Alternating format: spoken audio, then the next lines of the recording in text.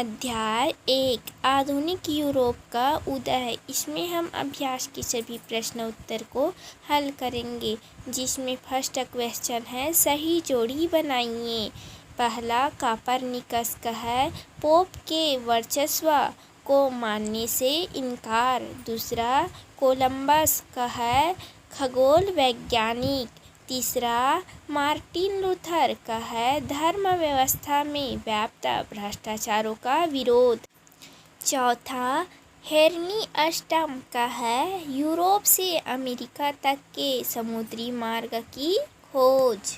प्रश्न दूसरा, प्रश्नों के उत्तर दीजिए, जिसमें फर्स्ट प्रश्न है छपाई कला के आविष्कार से क्या क्या लाभ हुए।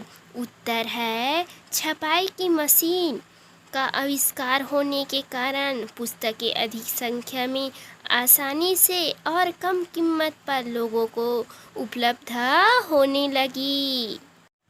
प्रश्न 3, मार्टिन लूथर के अनुयायियों को प्रोटेस्टेंट कहा जाता है, क्यों। उत्तर है मार्टिन लूथर के अनुयायियों को प्रोटेस्टेंट इसलिए कहा जाता है क्योंकि मार्टिन लूथर धर्म गुरु है। क्या है मार्टिन लूथर? धर्म गुरु है। उन्होंने धार्मिक संस्थाओं के दुराचारों की निंदा करते हुए एक वक्तव्य जारी किया। क्या किया? एक वक्तव्य जारी किया जिसमें उसने जनता से कहा, आप लोगों को धर्म गुरुओं के कथन को ही धर्म न मानकर स्वयं बाइबिल पढ़ना चाहिए। क्या पढ़ना चाहिए? स्वयं बाइबिल पढ़ना चाहिए। उसने ईसाई धर्म के प्रमुख पोप की निरंकुश सत्ता को चुनौती दी और धर्म व्यवस्था में प्रचलित दोषों का विरोध किया। किसका विरोध किया? धर्म व्यवस्था में प्रचलित दोषों का विरोध किया। इसलिए उसके अनुयायियों को प्रोटेस्टेंट कहा जाने लगा। प्रश्न 4, यूरोपीय व्यापारियों ने व्यापारिक कंपनियों की स्थापना की, क्यों। उत्तर है व्यापारिक कंपनी की स्थापना व्यापारियों को विदेशी व्यापार से अपार लाभ तो थे, मगर इनमें उनके लिए कठिनाइयाँ और खतरे भी कम नहीं थे। इन कठिनाइयों से बचने के लिए व्यापारी कारीगरों को काम देने, तैयार माल इकट्ठा करने, माल का भंडार करने जैसे अनेक कामों को सामूहिक रूप से करने में मदद देने लगे। इस प्रकार व्यापारिक कंपनियों की स्थापना प्रारंभ हुई। 17वीं शताब्दी के आरंभ में व्यापार के लिए भारत आई ब्रिटिश ईस्ट इंडिया कंपनी भी लंदन के कुछ व्यापारियों द्वारा मिलकर स्थापना की गई कंपनी थी। हॉलैंड, फ्रांस आदि यूरोपीय देशों में भी इस प्रकार की व्यापारिक कंपनियों की स्थापना हुई। पांचवा है मध्यम वर्ग आधुनिक सामाजिक व्यवस्था की रीढ़ बन गया है, क्यों। उत्तर है व्यापारियों से संबंधित अनेक व्यवसायों की वृद्धि के फलस्वरूप समाज में बैंकर, दलाल, लिपिक, हिसाब लिखने वाले जैसे व्यावसायिकों का एक वर्ग अस्तित्व में आया, जिसे मध्य वर्ग कहा जाता है। कुशल कारीगर और निर्माता भी इस समुदाय में जुड़ते गए। किस समुदाय में जुड़ते गए? मध्य वर्ग समुदाय में जुड़ते गए। यह वर्ग रूढ़ियों और परंपराओं के बंधन में जकड़ा नहीं था। किसमें जकड़ा नहीं था? रूढ़ियों और परंपराओं के बंधन में जकड़ा नहीं था। यह वर्ग नवीन बातों को जानने के लिए उत्सुक था। इस तरह मध्यम वर्ग आधुनिक सामाजिक व्यवस्था का रीढ़ बन गया। प्रश्न छठवां, पुनर्जागरण का स्वरूप स्पष्ट कीजिए। उत्तर है 15वीं शताब्दी में यूरोप में पुनर्जागरण अर्थात वैचारिक क्रांति आरंभ हुआ। कौन से क्रांति आरंभ हुआ? वैचारिक क्रांति आरंभ हुआ। ग्रीक, लैटिन आदि भाषाओं के प्राचीन ग्रंथों का स्थानीय भाषाओं में अनुवाद तथा नए सिरे से अध्ययन होने लगा। छपाई की मशीन का आविष्कार होने के कारण पुस्तकें अधिक संख्या में आसानी से और कम कीमत पर लोगों को उपलब्ध होने लगी। फलतः ज्ञान का प्रसार तेजी से हुआ। प्राचीन ज्ञान एवं नवीन विचारों के अध्ययन से वैचारिक क्रांति को प्रेरणा मिली।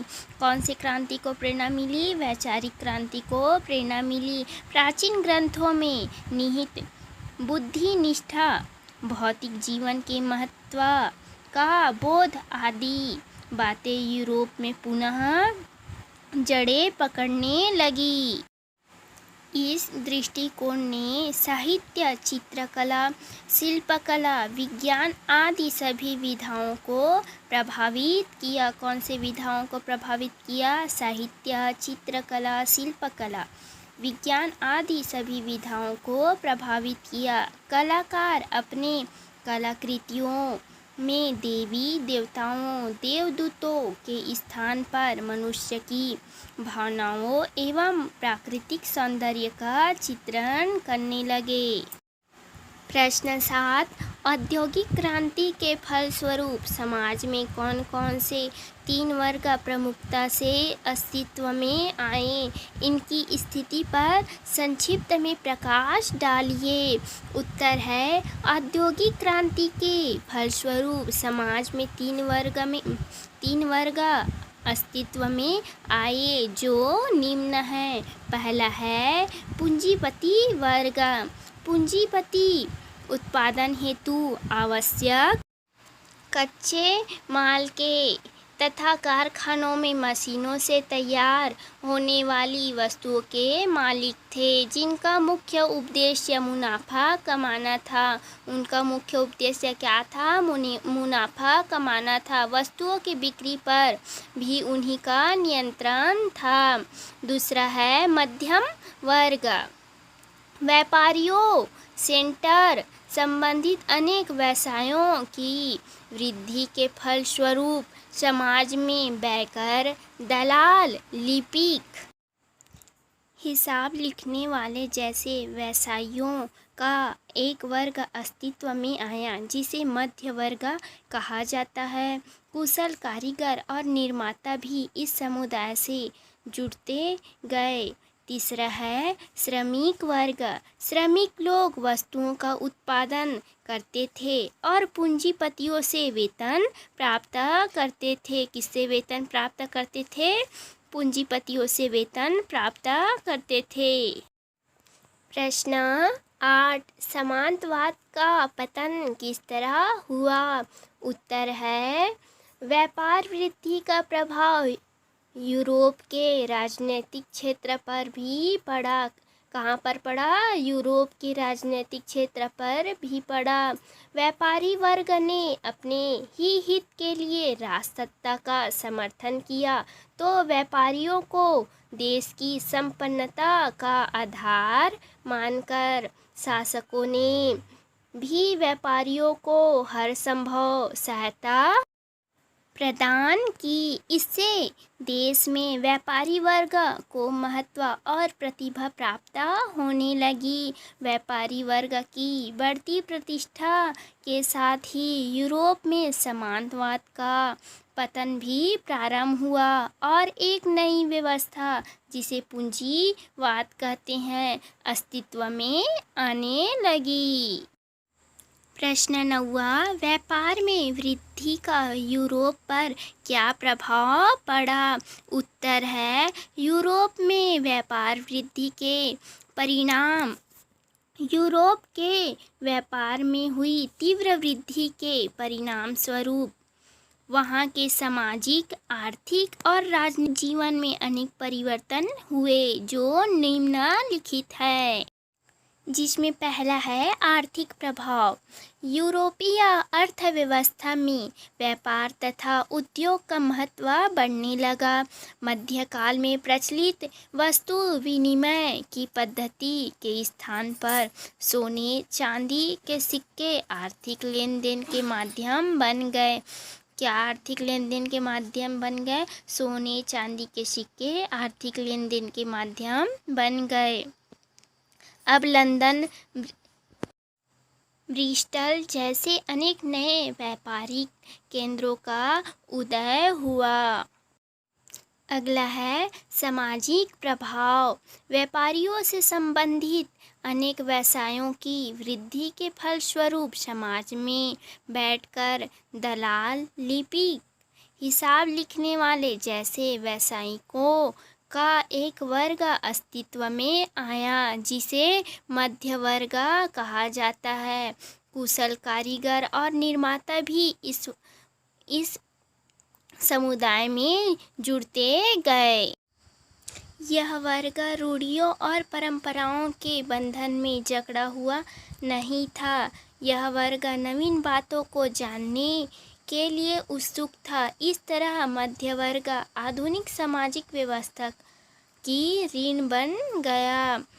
अगला है राजनीतिक प्रभाव। व्यापार वृद्धि का प्रभाव यूरोप के राजनीतिक क्षेत्र पर भी पड़ा। व्यापारी वर्ग ने अपने ही हित के लिए राजसत्ता का समर्थन किया, तो व्यापारियों को देश की संपन्नता का आधार मानकर शासकों ने भी व्यापारियों को हर संभव सहायता प्रदान की। इससे देश में व्यापारी वर्ग को महत्व और प्रतिष्ठा प्राप्त होने लगी। व्यापारी वर्ग के बढ़ती प्रतिष्ठा के साथ ही यूरोप में सामंतवाद का पतन भी आरंभ हुआ और एक नई व्यवस्था, जिसे पूंजीवाद कहते है, अस्तित्व में आने लगी। यही आधुनिक युग की प्रमुख विशेषता थी।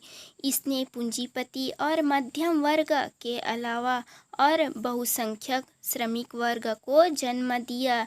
पूंजीपति उत्पादन हेतु आवश्यक कच्चे माल के तथा कारखानों में मशीनों से तैयार होने वाली वस्तुओं के मालिक थे, जिनका मुख्य उद्देश्य था मुनाफा कमाना।